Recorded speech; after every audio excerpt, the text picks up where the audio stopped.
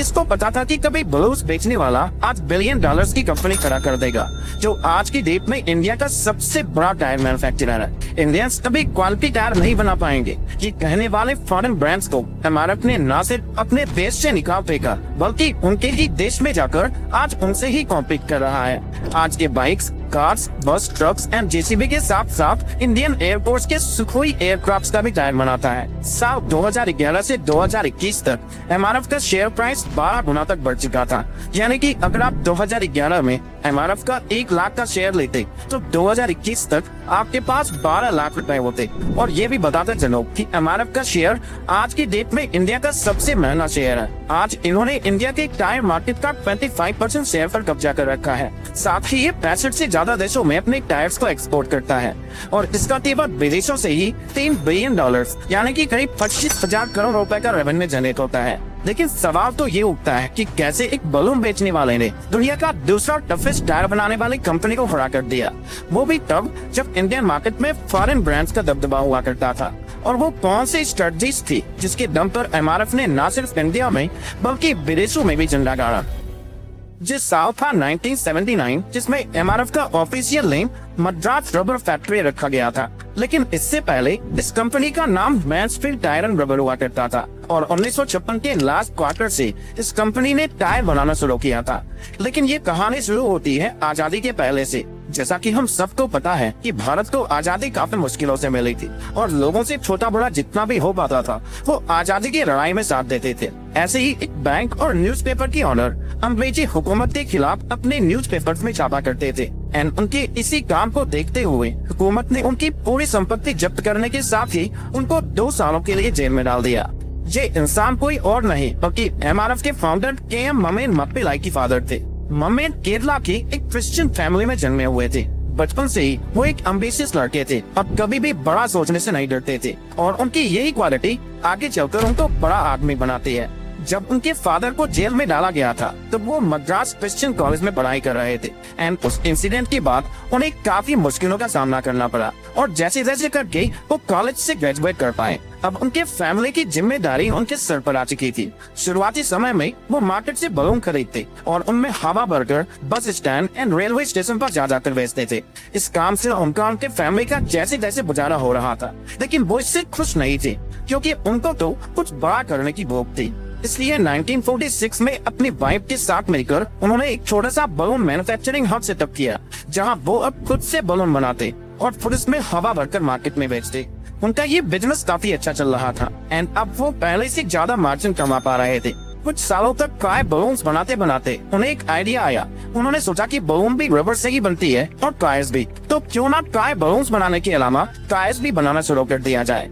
And इसी idea के साथ 1949 से उन्होंने टायर्स बनाना भी चालू कर दिया एंड उनका ये बिजनेस उनको डबल मार्जिन कमा कर दे रहा था। हालांकि इस सक्सेस से भी ममेन खुश नहीं थे। उनको तो तलाश थी एक बड़ी और बेटर अपॉर्चुनिटी की, और किस्मत तो देखो कि उनको वो अपॉर्चुनिटी मिल भी जाती है। दरअसल उसी समय उन्हें अपने कजन के टायर रिटर्निंग बिजनेस के बारे में पता चलता है, जहां वो काफी सारे टायर रिटर्निंग प्लांट्स का यूज किया करते थे, जिसमें वो पुराने टायर्स के ऊपर नई थ्रेड पैटर्न चिपका देते थे, जहां वो टायर्स को बिल्कुल नए की तरह बना देता था। यहाँ ममेन ने एक प्रॉब्लम नोटिस किया और बाद में जाकर उसको अपने प्रोडक्ट से सॉल्व किया। दरअसल वो थ्रेड पुरानी टायर्स को नए करने के लिए यूज होते थे। वो एक तो विदेशी ब्रांड्स बनाया करते थे, ऊपर से उनकी क्वालिटी भी कोई खास नहीं होती थी। ममेन ने देखा कि मार्केट में कोई लोकल प्लेयर नहीं है जो इस तरह के थ्रेड रबर को बनाता हो। इसी गैप को समझते हुए 1952 में उन्होंने थ्रेड रबर की मैन्युफैक्चरिंग शुरू कर दी। उनका बनाया गया थ्रेड रबर बाकी के फॉरेन ब्रांड्स की कंपेयर में इतना अच्छा निकला कि सिर्फ 4 सालों के अंदर उनकी कंपनी ने थ्रेड बिजनेस के 50% मार्केट शेयर पर कब्जा कर लिया और कई सारे फॉरेन कंपनीज को इंडियन मार्केट से एग्जिट करने पर मजबूर कर दिया।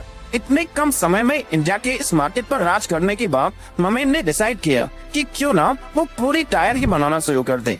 लेकिन उन्होंने यहाँ एक बहुत बड़ी गलती कर दी। उन्होंने टायर मार्केट में एंटर करने से पहले अपने कॉम्पिटिटर्स को समझा ही नहीं, जिसकी वजह से उन्हें काफी दिक्कतों का सामना करना पड़ा।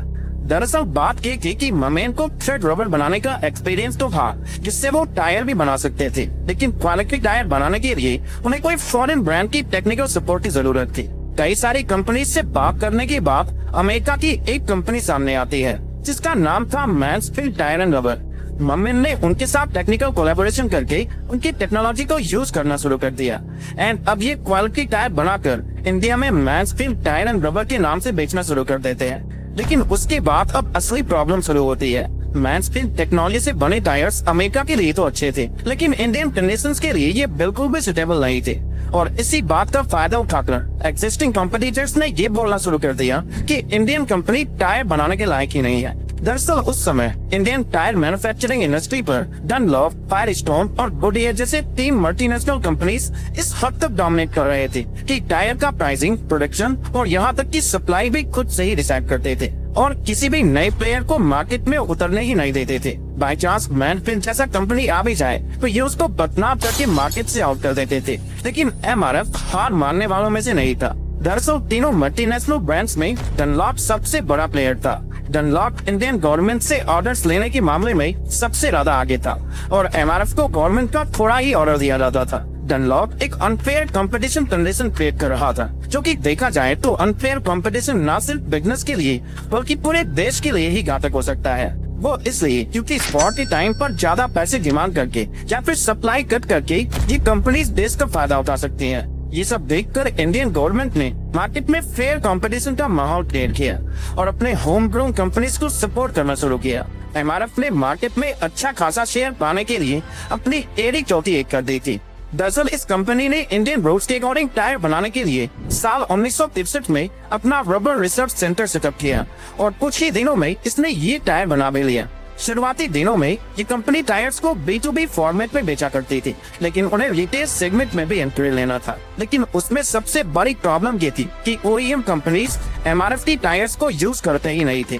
OEM का मतलब ऐसी कंपनीज जो गाड़ियों के पास को खुद बनाती हैं और उन्हें खुद ही असेंबल करके बेचती है। अब एमआरएफ के पास दूसरा ऑप्शन ये था कि वो अब ड्राइवर्स का सेकंड चॉइस बने, यानी कि ऐसे कस्टमर्स को पकड़े जो अपनी गाड़ी का टायर चेंज करवाने वाला हो। हालांकि ये उतना आसान नहीं था, इसलिए एमआरएफ ने एक ऐसे इंसान को हायर किया जिसे फादर ऑफ इंडियन एडवर्टाइजिंग कहा जाता है। जी हाँ, उस इंसान का नाम है एलिक पद्मसी।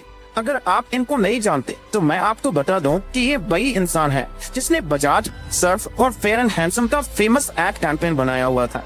एमआरएफ का एड कैंपेन बनाने के लिए इन्होंने सबसे पहले फील्ड में जाकर कई सारे ट्रक ड्राइवर्स से बात किया और इस सर्वे में उन्हें पता चला कि ट्रक ड्राइवर्स को स्ट्रॉन्ग और पावरफुल टायर्स की जरूरत है जिससे ये लंबे समय तक टिक पाए। एंड इसी नीड को हाईलाइट करते हुए अलिक ने एमआरएफ मसल मैन का एड बनाया था। इस ऐड को टीवी कमर्शियल्स और बिल बोर्ड पर शो किया गया था, जिसकी वजह से आम लोग इसको पहचानने लग गए थे और जब भी टायर चेंज कराना होता था तो वो एमआरएफ की टायर ही लगवाना पसंद करते थे। अब मार्केटिंग और रिसर्च के दम पर एमआरएफ ने हाई क्वालिटी टायर बनाने के साथ ही कंज्यूमर्स को अपने साइड करने में कामयाब हो चुका था, जिसकी वजह से उन्हें मार्केट का अच्छा खासा शेयर मिला। ये सब यहीं पर खत्म नहीं हुआ। इंडियन मार्केट पर राज करने के बाद एमआरएफ ने अपने टायर्स को एक्सपोर्ट करना चालू कर दिया था और यहाँ से एमआरएफ एक इंडिया का मल्टीनेशनल ब्रांड बन चुका था। जल्द ही 1967 से एमआरएफ ने यूएसए में भी टायर एक्सपोर्ट करना शुरू कर दिया था और ये इंडिया का पहला ऐसा कंपनी था जिसने यूएस को टायर एक्सपोर्ट किया था।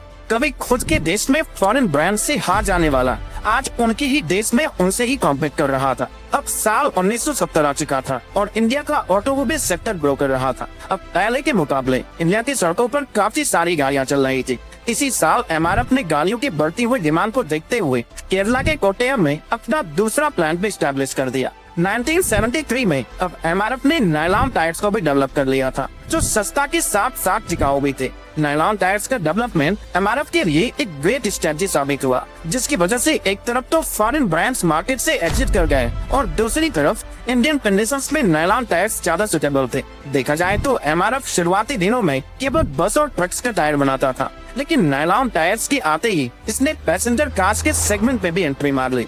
नायलॉन टायर्स इंडियन मार्केट में धूम मचा रहे थे और एमआरएफ के साथ सब कुछ अच्छा चल रहा था। लेकिन 1979 में मैंसफील्ड टायर एंड रबर के साथ एमआरएफ का रिलेशन खराब होने लगा और आखिर में जाकर ये दोनों अलग हो जाते हैं और फाइनली एमआरएफ का नाम बदलकर मद्रास रबर फैक्ट्री रख दिया गया। अब एमआरएफ एक इंडिपेंडेंट कंपनी बन चुका था और अब तक ये भारत से लेकर विदेशों तक में छा चुका था। लेकिन एमआरएफ के लिए सक्सेस काफी नहीं था। एमआरएफ का मिशन था कि वो टायर मैन्युफैक्चरिंग और टेक्नोलॉजी में ग्लोबल लीडर बनकर उभरे। इस मिशन को पूरा करने के लिए इसने कई सारी विदेशी कंपनीज के साथ टाई अप किया और खुद को साल दर साल इम्प्रूव करते गया। इसलिए साल 1988 में जब मारुति ने इंडिया में अपनी मारुति 800 कार को लॉन्च किया था तो उसमें एमआरएफ के ही टायर्स लगे हुए थे। और फिर 1990s में बजाज की 2 व्हीलर्स भी एमआरएफ के टायर्स के साथ ही लॉन्च किए गए। मारुति और बजाज जैसे व्हीकल्स में एमआरएफ के टायर्स लगाने के पीछे एक बहुत बड़ा कारण था जो आगे आपको वीडियो में पता चलेगा। खैर, अभी तक एमआरएफ बस, ट्रक्स, कार्स और मोटर बाइक्स के लिए टायर बनाते थे, लेकिन एमआरएफ में 2004 में जिग्मा सीरीज की टायर्स डेवलप किए जो कमर्शियल व्हीकल्स जैसे कि जेसीबी और एग्रीकल्चर मशीन्स में लगाए जाते थे। फिर 2006 में हाई परफॉर्मेंस टायर की नीड को पूरा करने के लिए इन्होंने एसयूवीज के लिए एमआरएफ वंडरर और मोटर बाइक के लिए एमआरएफ मेटियोर जैसी टायर बनाए। और 2008 में इन्होंने इंडियन एयरफोर्स के सुखोई 30 एयरक्राफ्ट के लिए भी टायर बनाए थे। इन्हीं एक्सपेंशन की वजह से एमआरएफ ने 2007 में टोटल $1 बिलियन का टर्नओवर किया था और ऐसे ही 2011 यानी कि सिर्फ 4 सालों के अंदर एमआरएफ ने $2 बिलियन का टर्नओवर अचीव किया था। और आज की डेट में एमआरएफ का वैल्यूएशन 3 लाख करोड़ से भी ज्यादा है और सिर्फ विदेशों से ये साल का $3 बिलियन यानी कि 25,000 करोड़ का रेवेन्यू जनरेट कर रहे हैं।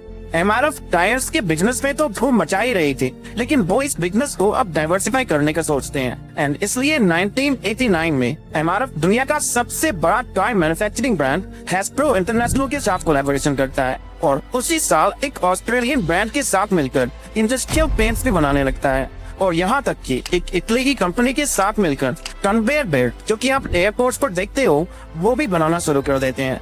वैसे अब एमआरएफ तो फ्यूचर का डर तो था नहीं, क्योंकि कोई भी गाड़ी लॉन्च होगी तो टायर्स तो लगने ही थे, लेकिन फिर भी एक चीज के ऊपर डिपेंडेंसी ठीक नहीं होती। इसलिए एमआरएफ ने टायर्स के अलावा टॉयस, इंडस्ट्रियल पेंट्स और कन्वेयर बेल्ट बनाने में भी फोकस किया। जैसा कि आपने देखा कि एमआरएफ मार्केटिंग में काफी ज्यादा सीरियस है और इसलिए उन्होंने सीधे फादर ऑफ इंडियन एडवर्टाइजिंग को हायर किया था। लेकिन इस बार एमआरएफ ने ऐसी मार्केटिंग स्ट्रेटजी लगाई कि वो हर बच्चे की जुबान पर चढ़ गए।